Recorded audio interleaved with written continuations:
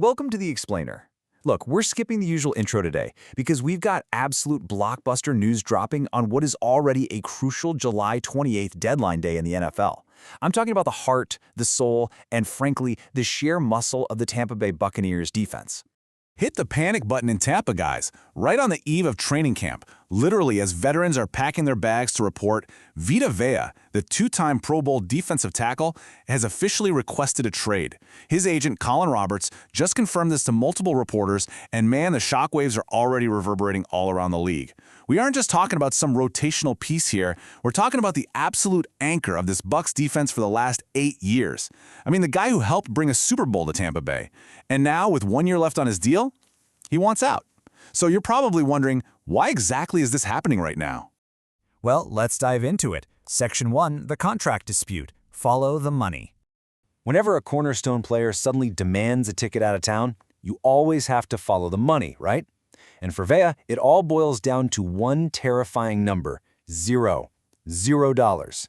He's entering the final season of a 4-year, $71 million extension that he signed back in 2022. Now, on paper, he's set to earn a massive $17 million base salary this year, plus maybe an extra million in per-game roster bonuses. But here is the harsh reality of being an NFL player. Absolutely none of that $17 million is guaranteed. Think about that. If he steps on the field at training camp today and suffers a freak injury, poof, that money could just vanish. Or what if the team suddenly decides to cut or trade him on their own terms? It's just gone.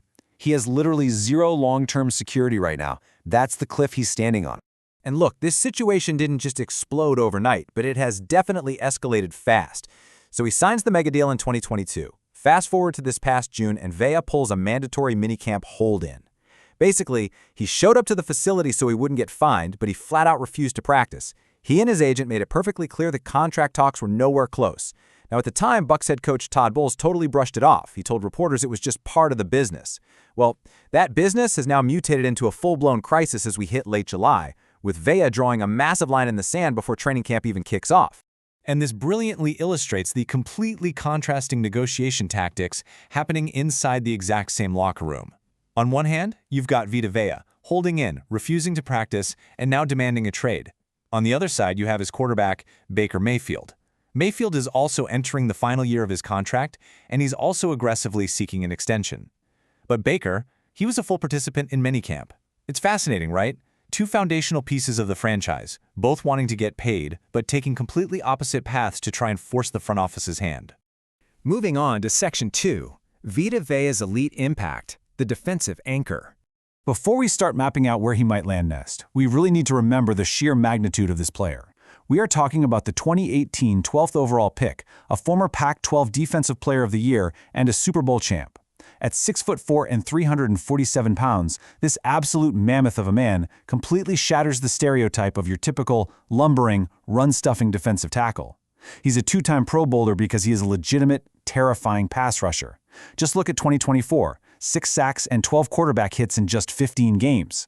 Then last year, in 2025, he proved his durability, starting all 17 games, racking up another 4.5 sacks and 13 hits. Over his 8 seasons, he's tallied 35 career sacks. He doesn't just eat up double teams. The guy consistently collapses the pocket all on his own. But his efficiency is where things get truly terrifying for opposing offenses.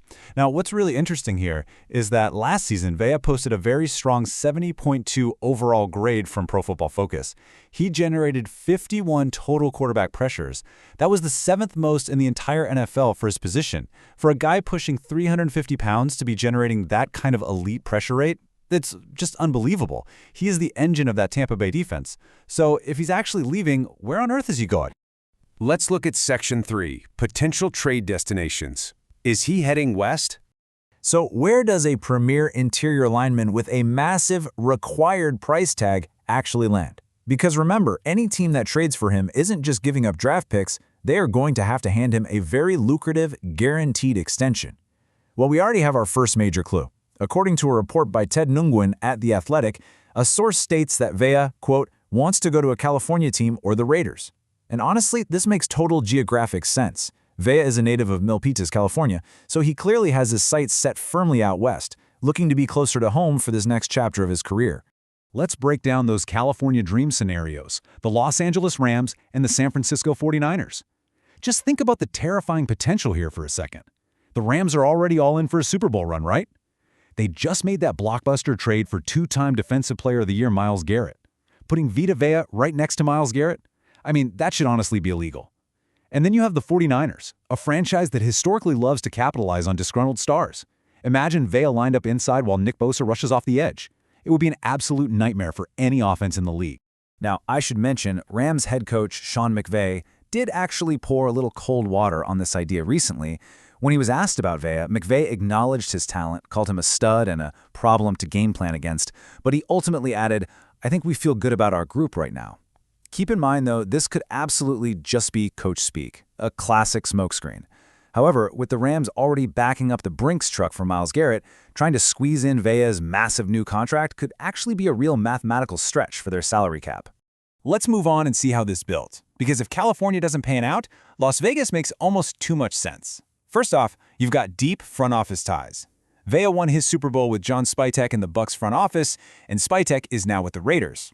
Then, of course, you have the Tom Brady factor. Vea's former quarterback is now part of the Raiders ownership group. And most importantly, on the field, Las Vegas has desperately needed consistent interior defensive line help to take those annoying double teams away from their all-pro edge rusher Max Crosby. It's just a perfect fit, both schematically and culturally. But hey, if the primary California and Vegas options fall through, there's still a really robust secondary market for a guy like this. The Los Angeles Chargers are in desperate need of interior help to pair alongside Tara Tart. The New York Giants? They traded away defensive tackle Dexter Lawrence earlier this offseason, and they still haven't found a viable replacement to anchor that line. And we can't forget the Chicago Bears, who have continually been floated by insiders as a highly motivated suitor looking to solidify their defense. Which brings us to Section 4, the Buccaneers' Dilemma, Reaction and Fallout. While other fan bases are out there happily photoshopping Vea into their team's jerseys, the Tampa Bay front office is staring down an absolute nightmare scenario. We saw Sean McVay's calculated coach speak earlier, right? But the player perspective on this is brutally blunt. Former Buccaneer Ndamukong Suh actually took to social media to blast how front offices treat their premier players in these situations. He expressed ultimate solidarity with Vea, stating flat out that no player should be expected to just show up to work for free. It really highlights the immense locker room pressure and the fact that other players completely understand why Vea is refusing to risk his health without that guaranteed money. Meanwhile, the fan base, they are just heartbroken.